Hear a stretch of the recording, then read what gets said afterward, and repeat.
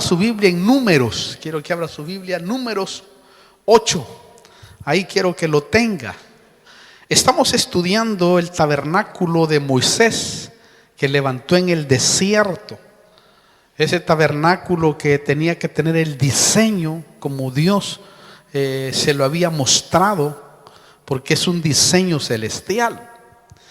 Pero es sorprendente ver su profundidad, porque todo el tabernáculo, todo representa a Cristo, y todo lo que Él haría en la iglesia, aparte representa la iglesia también, algunos utensilios que hay ahí.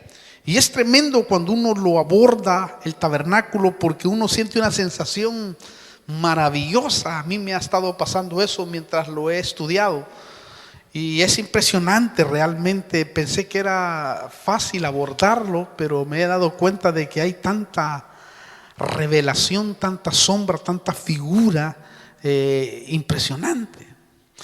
En la primera parte vimos el atrio y algunas cosas digo porque de seguro me quedé corto de todo lo divino que hay allí, porque al examinarlo, cada pieza tiene algo que ver o con la iglesia o con lo que iba a venir. Y el hecho está que a medida que vayamos ahondando en este tema y en el próximo, nos vamos a dar cuenta de cómo realmente el tabernáculo hasta tenía trasfondo profético. Ahora, la segunda entrada que había en el tabernáculo era en el lugar santo. Es decir, era una cortina que tenía los mismos colores que la puerta de entrada, que ya en la primera parte nosotros hablamos acerca del significado de cada color. Y es impresionante porque nos hablaba de algo profético que iba a venir en el futuro. Lo tremendo es que esta cortina era sostenida por 5 columnas de madera de acacia recubiertas de oro. Esto lo podemos ver y es impresionante porque esto representa a los 5 ministerios. 5 ministerios que están ministrando, porque el sacerdote iba a ministrar en el lugar santo. Y hoy, hermanos, se está ministrando a través de los ministerios la verdad de Dios. Y es impresionante porque a la segunda puerta del tabernáculo se le llama la verdad. Fíjese. Y dijimos que la primera se le llama el camino. Y Cristo es el camino, la verdad, lugar santo, y la vida que estaba allá en el lugar santísimo, que será el tercer tema. Pero note usted cómo encierra, ¿no?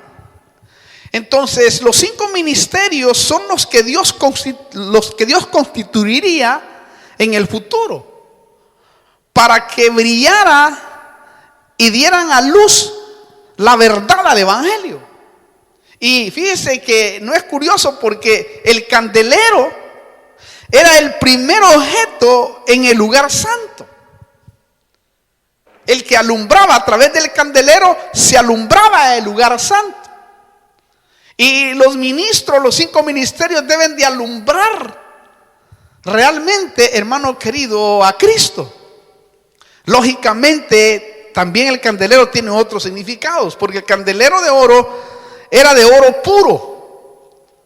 Eso significaba Dios. Aparte, el oro significa Dios. Aparte, estaba labrado a martillo, golpeado una y otra vez. En otras palabras, el que era la luz, porque ahí entra Cristo, Cristo es la luz, ¿no? Y nosotros, al ser hijos de Cristo, también somos luz del mundo. También ese es otro significado. Entonces, el que era la luz verdadera debió sufrir y fue golpeado por nosotros. Porque el candelero representa a Cristo, el tronco, y los 7 que salen a la iglesia. ¿Por qué le digo esto? Porque la base y sus 6 brazos era un solo conjunto. Por eso tipifica a Cristo y a la iglesia unidos en un mismo espíritu. Fíjese qué tremendo. Números 8:4 dice: y esta era la hechura del candelabro de oro labrado a martillo, desde su base hasta sus flores fue obra labrada a martillo según el modelo que el Señor le mostró a Moisés. Así, oiga, hizo el candelabro. ¿Oyó? A esto añádale usted ahora, para unirlo, añádale Apocalipsis 1:20, que dice así, o léalo ahí en la pantalla para que sea más fácil. Dice: en cuanto al misterio de las 7 estrellas que viste en mi mano derecha y de los 7 candelabros de oro, las 7 estrellas son los ángeles de las 7 iglesias y los 7 candelabros son las 7 iglesias. ¿Oyó? Por eso es tipo de la iglesia. Por eso ahora la iglesia debe de alumbrar como alumbraba el candelabro en aquel entonces. También las lámparas, dice que se llenaban de aceite de oliva. Esto representa la unción del Espíritu Santo permanentemente en el creyente para permanecer en luz continua, como debería de ser en el lugar santo a través del candelabro. Que eso usted lo puede leer en Levíticos 4 del 1 al 4. Y hermano, en Juan, en primera de Juan 2, lo confirma esta figura, porque dice de esta manera, Juan 2:20. Mire cómo dice, es maravilloso porque es tremendo. Dice: pero vosotros tenéis unción del santo, aceite, ¿oyó? Y todos vosotros lo sabéis. Versículo 27. Y en cuanto a vosotros, la unción que recibiste de él, oiga, permanece en vosotros. Y no tenéis necesidad de que nadie os enseñe, pero así como su unción os enseña acerca de todas las cosas, y es verdadera y no mentira, y así como os he enseñado, permanecéis en él. ¿Oyó? Esto confirma, hermano, la figura perfecta que había en el candelero, que nos representa, no solamente representa a Cristo, porque todo el tabernáculo representa a Cristo, sino que los utensilios también representan a Cristo y a la iglesia. Eso sí, debemos de permanentemente limpiar el candelero, como lo hacía el sacerdote. El sacerdote tenía que estar pilas para estar limpiando el candelabro por dentro, o el candelero, porque se formaban un tipo de carboncitos que hacía que la luz no alumbrara mucho, si es que esos carboncitos lo obstruían. Y eso es tremendo, porque ellos lo hacían por dentro y lo limpiaban bien. ¿Para qué? Para que no dejara de brillar y dar luz. Y eso es lo mismo con nosotros. Nosotros debemos de renovarnos constantemente por dentro, para que así, de esa manera, estemos dando luz siempre, y mantenerse siempre en la misma continuidad, en el mismo, hermano querido, permanentemente con la misma fuerza de luz. Porque cuando no hay una misma fuerza de luz, entonces la luz baja. Entonces, como creyentes, nosotros jamás debemos de dejar de brillar y de estar dando luz en la misma continuidad. Pasen los años, pase lo que pase, usted tiene que alumbrar siempre, estar constantemente, hermano, revisando lo interior para quitar esas pequeñas basuras o esas pequeñas obstrucciones que no hacen que nosotros demos luz. Otros detalles del candelero. Vamos a Éxodo 25.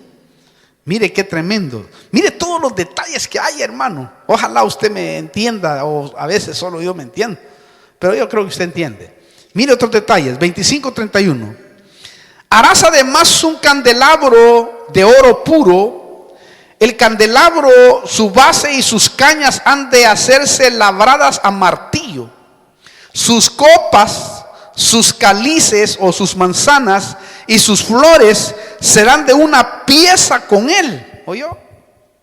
Los ornamentos, copas, manzanas y flores se descubrió, y esto es algo sorprendente, profético y aparte predestinado. Se descubrió que tenían 3 de cada uno en cada brazo del candelero y 12 en el brazo de en medio. 12 número de gobierno, ¿no? Pero cuando uno hace la cuenta, da exactamente 66.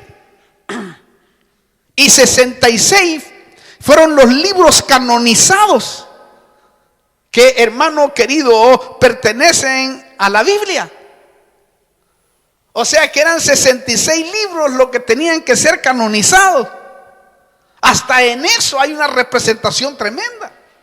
O sea, ya estaba diseñado por Dios. Por eso le dijo a Moisés: quiero que lo hagas conforme a lo que yo te voy a decir, o conforme al que tú vistes, porque eso es lo que iba, hermano, a darnos un trasfondo profético. Esto es tremendo, porque entonces estos 66 libros nos hablan de la canonización de la Biblia. También que resalta el número 9 allí en cada brazo, nos habla del fruto del Espíritu Santo, que tiene 9 partes. Nos habla de los 9 dones del Espíritu Santo que debe de manifestar la iglesia. Porque el candelabro tiene, hermano, o es figura de la iglesia de Cristo, según el Apocalipsis. Aparte, el candelero destellando 7 llamas nos habla del bautismo del Espíritu Santo, que más tarde en Pentecostés se vio visible en los que recibieron el bautismo con el Espíritu Santo. Dice que se posó llamitas en cada uno de ellos. Y eso representaba al Espíritu Santo. Imagínense qué emoción. Mire, yo he estado más emocionado que usted. Era una emoción tremenda, porque cada detalle que hay allí, a mí me faltan, hermano, el conocimiento en realidad, de ver toda esa maravilla que Dios le dio a Moisés para que hiciera. Bueno, en el lugar santo número 2 también estaba la mesa del pan de la proposición con 12 panes, ahí en Éxodo 25-23.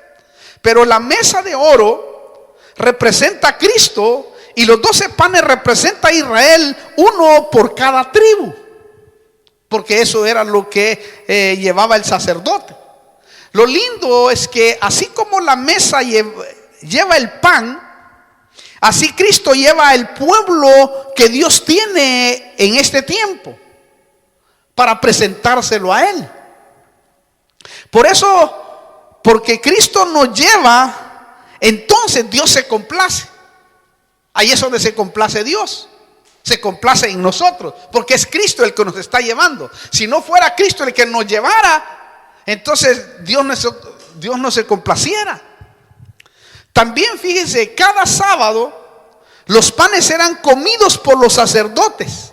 Ese era su alimento cada sábado. Lo tremendo es que el pan también representa a Cristo, porque Cristo dijo así, de esta manera, en Juan capítulo 6, versículos 33 al 35. Porque el pan de Dios es el que bajó del cielo y da vida al mundo. Entonces le dijeron: Señor, danos siempre este pan. Jesús les dijo: yo soy el pan de la vida. El que viene a mí no tendrá hambre, y el que cree en mí nunca tendrá sed. ¿Oyó? La iglesia de Cristo hoy debe de ir a la mesa de oro, que es Cristo, y alimentarse de Él. Es decir, alimentarnos de la palabra, empapárnoslos de Él, gozar de Él, ¿Por qué? Porque esto nos da crecimiento espiritual, nos da bendición y comunión plena con Él. Mire qué figura más hermosa que podemos ver ahí. Ahora, una figura importante también que podemos sacar de aquí es que los panes también nos habla de la administración sacerdotal o pastoral. ¿Por qué? Porque oiga cómo dice, vamos a sacar esta figura que a mí me impactó también, que es tremenda. Levíticos capítulo 24, versículo 9.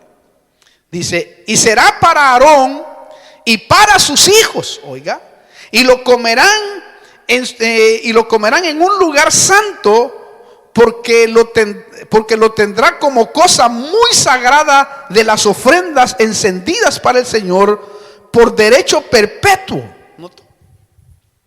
Solo Aarón y sus hijos podían comer o comerlo, el pan. En otras palabras, hay ministraciones, confesiones confidenciales que solo los hijos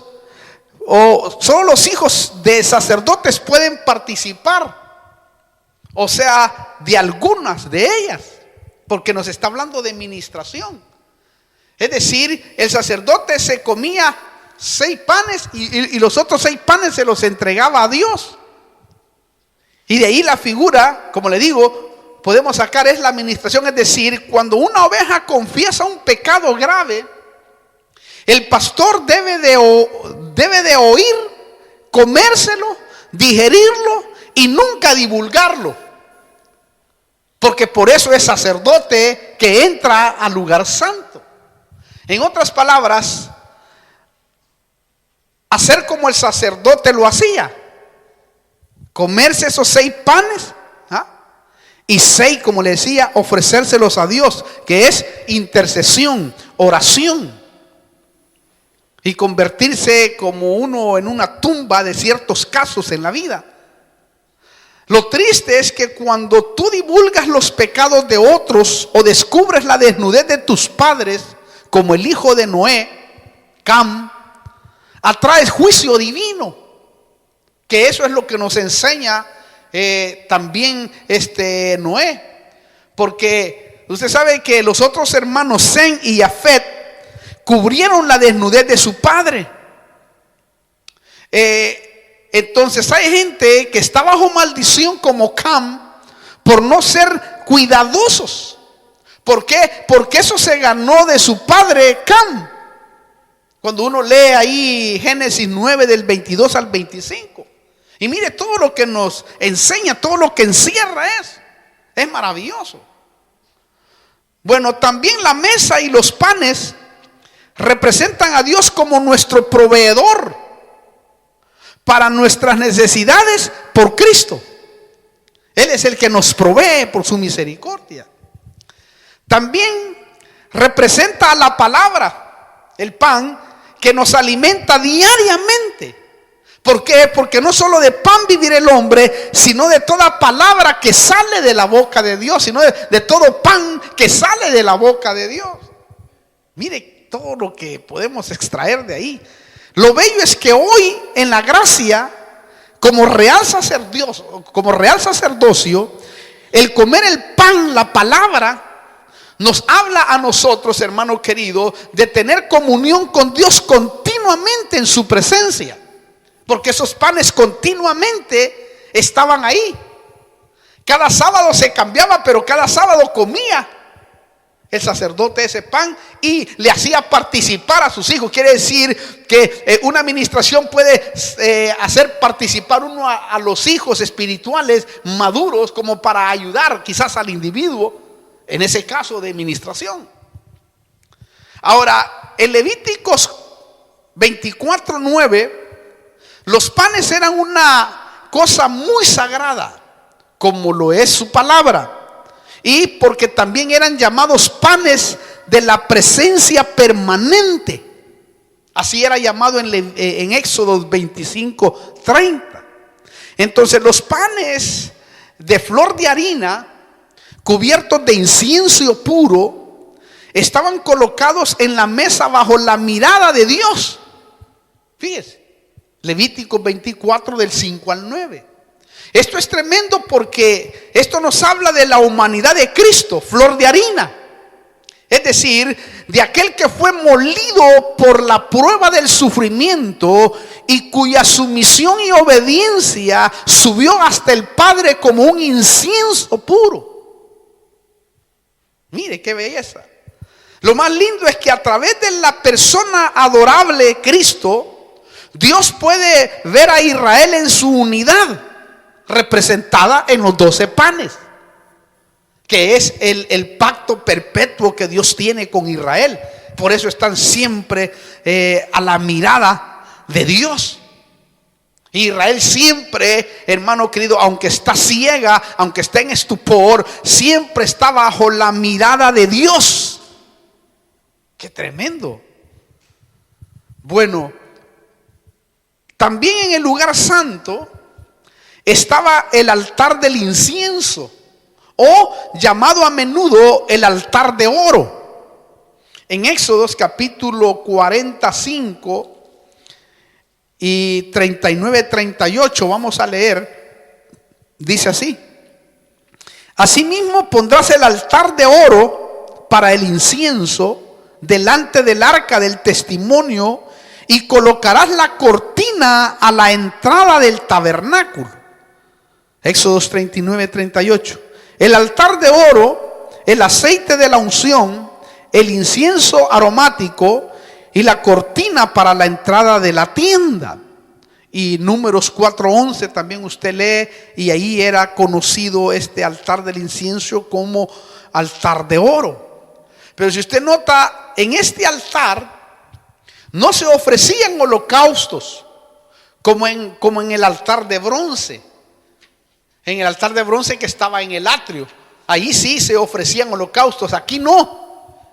Eso sí, el altar de oro es una admirable figura de Cristo, Dios hecho hombre. ¿Por qué? Porque era de madera de acacia recubierto de oro, y eso representaba su humanidad como su divinidad. Lo bello es que por Cristo tenemos acceso a la presencia de Dios en virtud de sus méritos. Todos los méritos, todo lo que hizo Cristo es lo que nos permite a nosotros ahora entrar, hermano, hasta el lugar santísimo. En otras palabras, Cristo es el mediador y sumo sacerdote que presenta nuestras santas ofrendas al Padre, para que nosotros podamos ser aceptados por Él.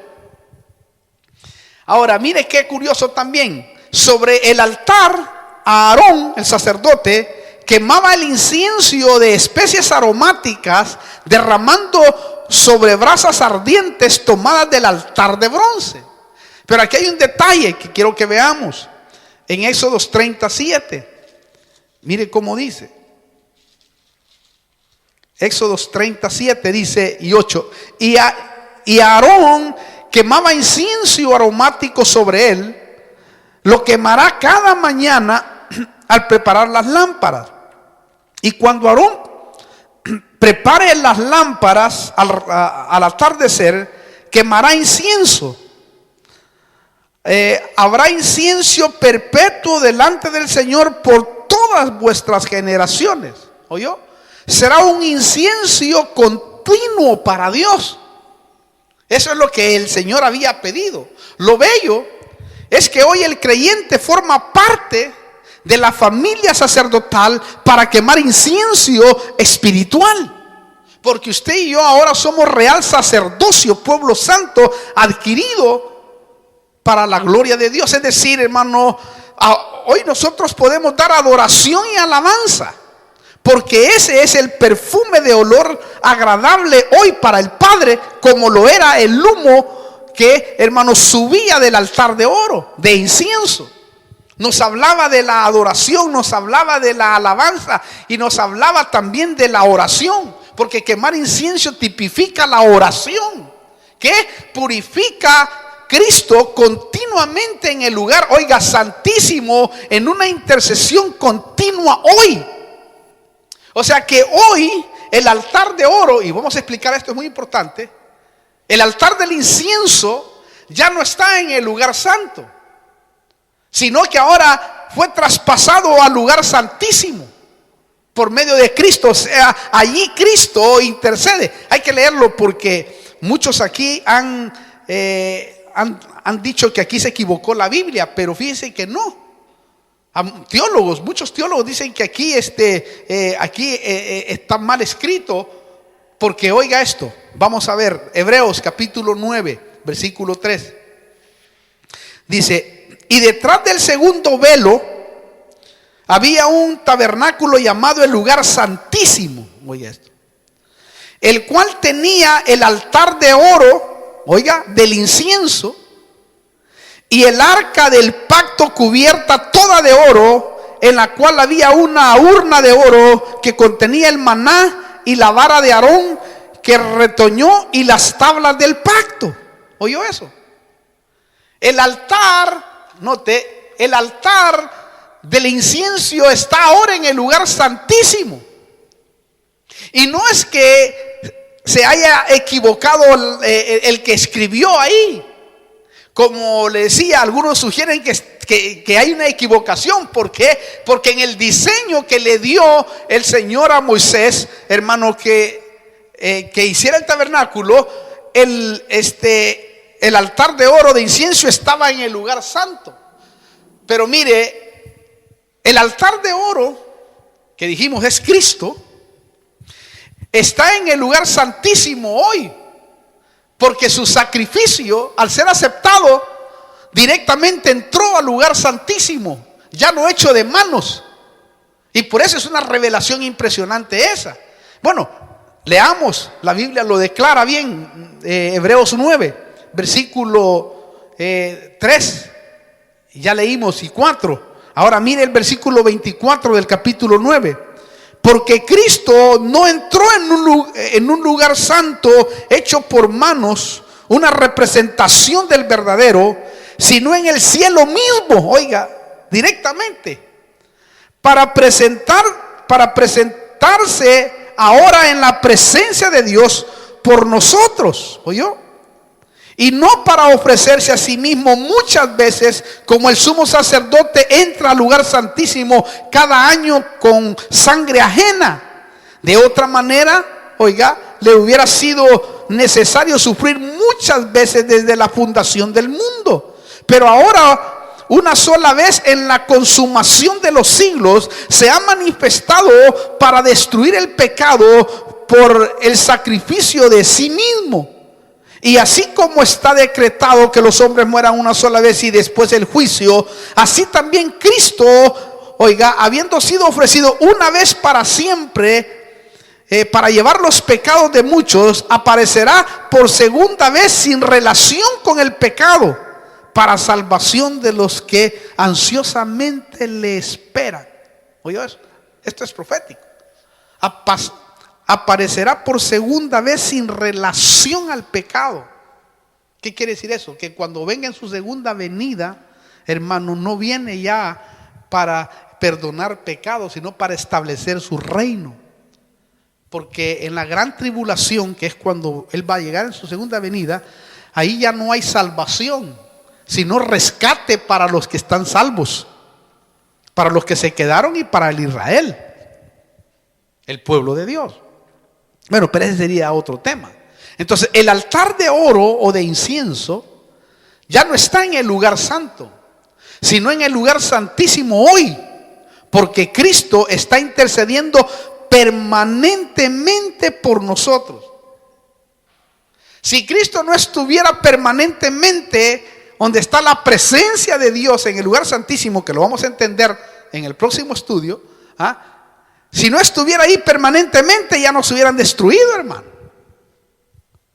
Porque ahí surge la pregunta, ¿por qué lo hace?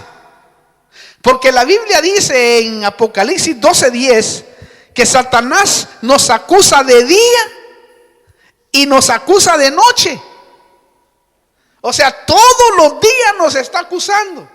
Entonces, cuando el Padre, por poner una figura, viene a volarte la cabeza, porque te merece que te la vuelen a ti y a mí. Aparece Cristo y ya, entonces ya ve la sangre ahí presentada, entonces ya quita el juicio. Note qué maravilla. Por eso Cristo está permanentemente ahora en el lugar santísimo. Entró directamente, hermano, y le dijo: esa es la sangre del verdadero Cordero. Entonces, en el altar de oro solo se podía quemar perfume aromático para que su olor agradable se elevara a Dios. Entonces, cuando tú estás dando adoración, alabanza, entonces Dios se está agradando, porque por eso anda buscando adoradores en espíritu y en verdad. Por eso es que nosotros debemos de acostumbrarnos a darle adoración y alabanza. Mire, lo que representa este perfume entonces agradable a Dios en gran manera, lo aclara David en el Salmo 141. Y él dice así, porque él sí la tenía clara. Oiga: sea puesta mi oración delante de ti como incienso, oiga, el alzar de mis manos como la ofrenda de la tarde. Mire. Y Apocalipsis 8 habla también acerca de esto, de que representa la oración en todo el sentido, ¿no?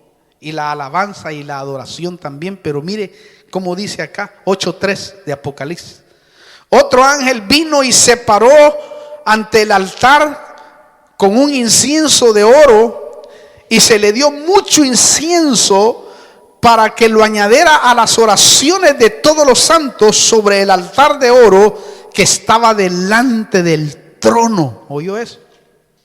¿Notó? Aquí, hoy, las oraciones justas de los santos son el incienso aromático para Dios. O sea que cuando tú estás orando delante de su presencia, es un olor grato a Dios, porque eso es lo que está representado ahí. Por eso, hermano, debemos de acostumbrarnos a orar todos los días, aunque sea para agradecer, para que de esa manera ese olor grato suba a la presencia de Dios y te mire haciendo así. Y dice: ay, me está ofreciendo sacrificio. Por eso es que lo hacían continuamente los sacerdotes, para que Dios estuviera, hermano querido, para que eso fuera agradable, mejor dicho.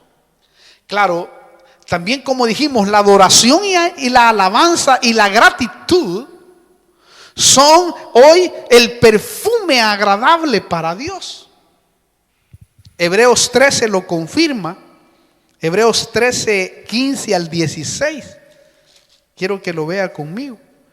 Por tanto, dice: ofrezcamos continuamente mediante él sacrificio de alabanza a Dios, es decir, el fruto de labios que confiesan su nombre. Y no os olvidéis de hacer el bien y de la ayuda mutua, porque tales sacrificios se agrada a Dios. Esos sacrificios agradan a Dios.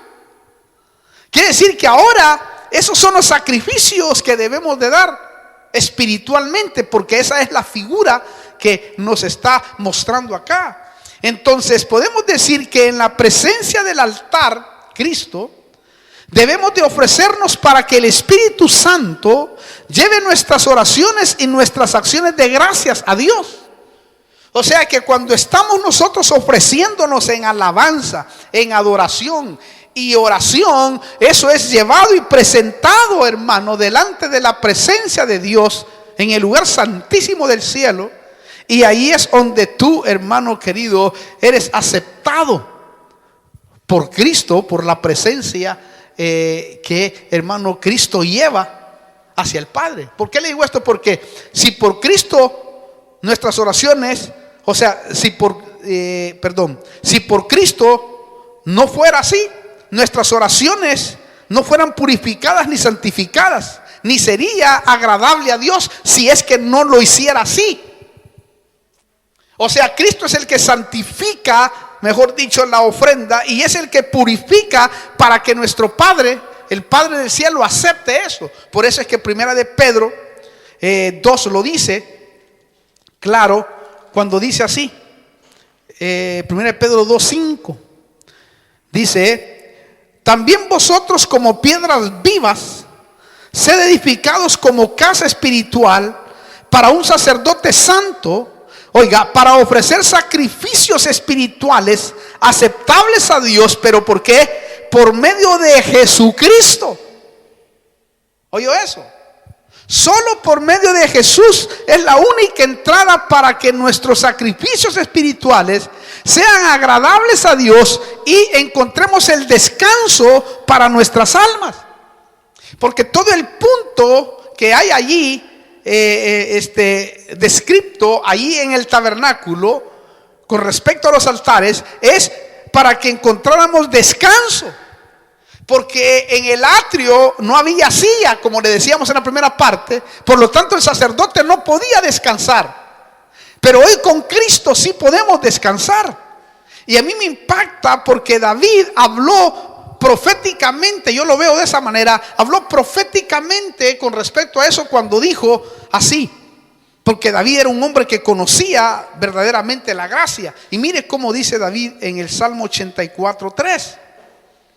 Es impresionante porque aquí vamos a sacar algo maravilloso.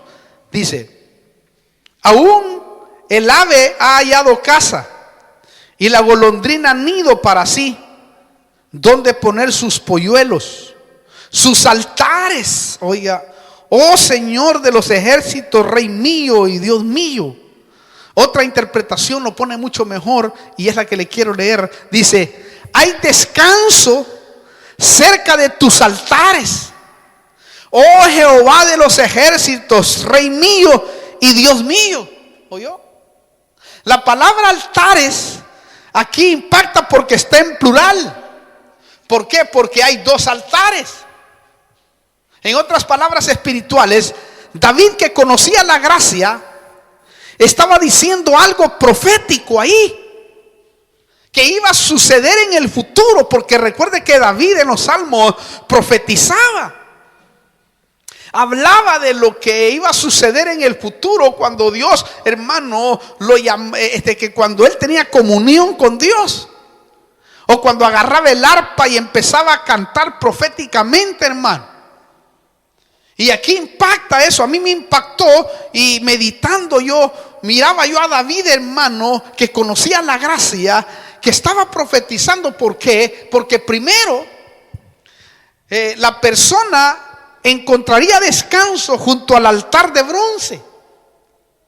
El holocausto, o sea que del holocausto en el atrio, es decir, encontrará reconciliación con Dios al pie de la cruz. ¿Por qué? Porque el primer altar representa el sacrificio de Cristo, que, hermano querido, derramó su sangre. Y sabemos que el primer altar es ese. Y por eso es que la gente ahora puede encontrar descanso total. Ya no tiene que el sacerdote estar sacrificando continuamente, sino que ahora Cristo, hermano, hizo el sacrificio completo. Y ahora el hombre, usted y yo, podemos encontrar descanso. Y qué maravilla, porque usted y yo lo hemos experimentado. Por eso el Señor está llamando: venid a mí todos los que estáis cargados y trabajados, y yo os haré descansar. Mi sacrificio los va a hacer descansar. Es tremendo, porque cuando uno llega a Cristo y cuando llega a ese primer altar de bronce donde era quemado el cordero, que tipifica, como hemos dicho, al sacrificio de Cristo, uno encuentra descanso a su alma, hermano. Cuando tú sientes que te ha perdonado Dios, oh, eso es maravilloso, que es el primer altar. ¿Se acuerda cuando usted vino del mundo, del desierto? Porque el tabernáculo estaba en el desierto. Y cuando usted vino, hermano, en ese desierto y vio el tabernáculo que, hermano, brillaba por los colores blancos que tenían, usted al entrar por la puerta, que la puerta es Cristo, Y llega y lo recibe y mira el sacrificio ahí, el altar de bronce. Y ve que, hermano querido, ese altar representa a Cristo, el cual perdona los pecados. Y tú sientes, hermano, en esa primera instancia que te perdona los pecados, viene un descanso a tu alma. Cuando el ministro, el pastor o el hermano o el evangelista te dice: Cristo te ha perdonado los pecados, y tú lo crees, ay, Dios mío, hermano, tú sientes una sensación maravillosa. Porque es como cuando llegaba aquel con su sacrificio primeramente al primer altar. Cuando él lo ofrecía, lo quemaban y se terminaba el holocausto. El hombre que había cometido falta o pecado, cuando salía de ahí ya no se sentía culpable. Porque ya Dios, al hacer ese sacrificio y pedir perdón, entonces ahí se le quitaba la culpa.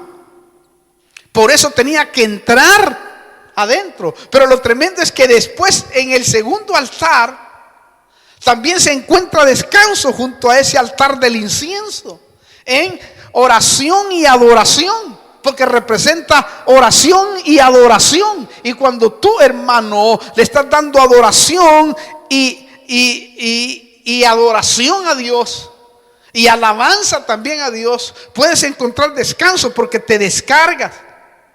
Cuando le das una verdadera adoración, cuando le das una verdadera alabanza, tú, hermano, descansas, tu alma empieza a descansar, porque empieza a caérsele un montón de cargas, porque te descargas con el Señor. Por eso una de las mejores recomendaciones que yo le puedo dar a usted es que cuando venga a darle a Dios alabanza y adoración, debe de hacerlo en un espíritu, hermano querido, de ofrecimiento a Él. Es decir, cambiar la petición por alabanza y adoración. Cuando usted cambia la petición, porque hay momentos de petición, pero por lo general cuando uno viene a alabar a Dios, o cuando uno viene a la iglesia, debería de venir a celebrar. Entonces, cuando tú cambias la petición por alabanza, Dios se glorifica tremendamente. Cuando uno entiende ese paquete maravilloso, es impresionante. Porque cuando tú empiezas a adorarle y bendecirle, Dios está rompiendo cadenas, abriendo cárceles. Mire, incluso está preparando los vasos familiares para que se salven. Que eso es lo que podemos ver allá con Pablo y Silas, hermano querido, en la cárcel.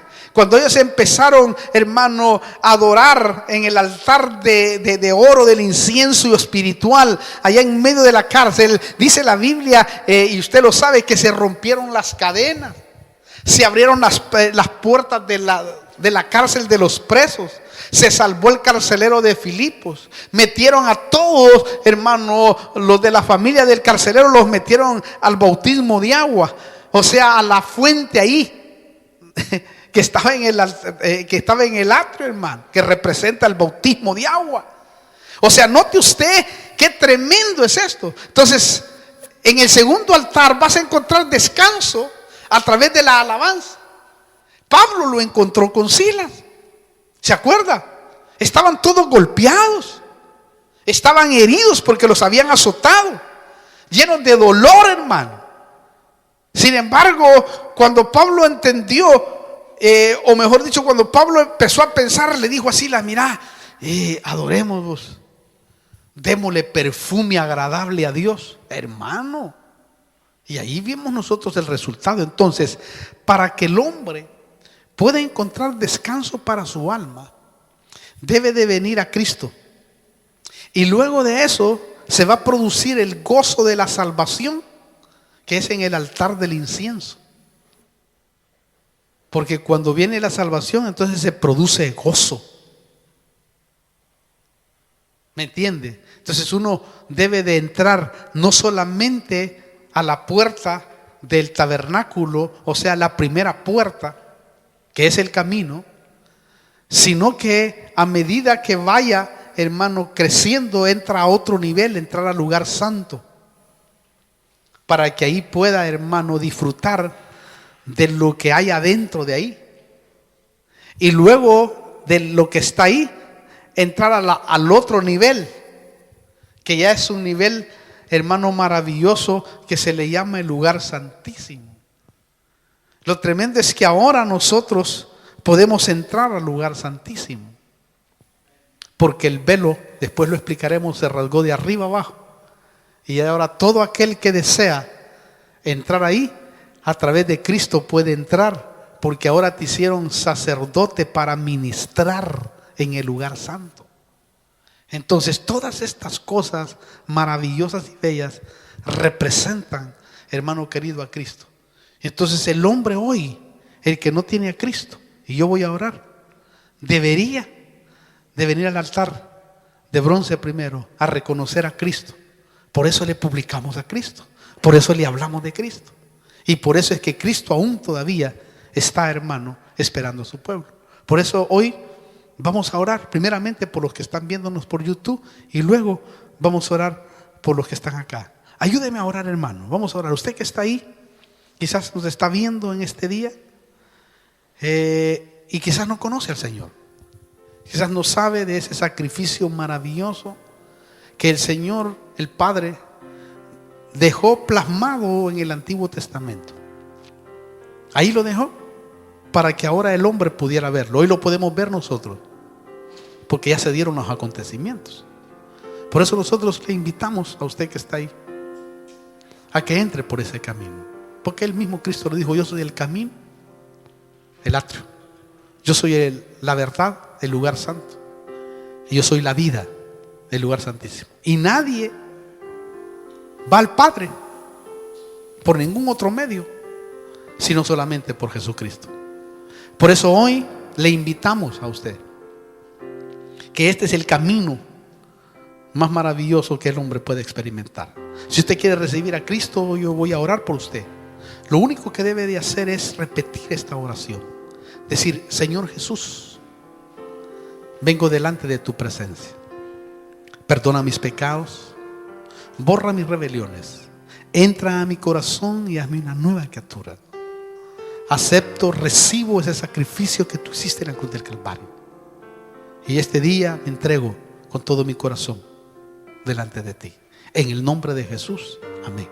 Si usted ha hecho esta oración, téngalo por seguro que desde hoy usted es parte de la familia de Dios. Desde hoy empieza el proceso de niveles que uno va subiendo a medida que se va entregando.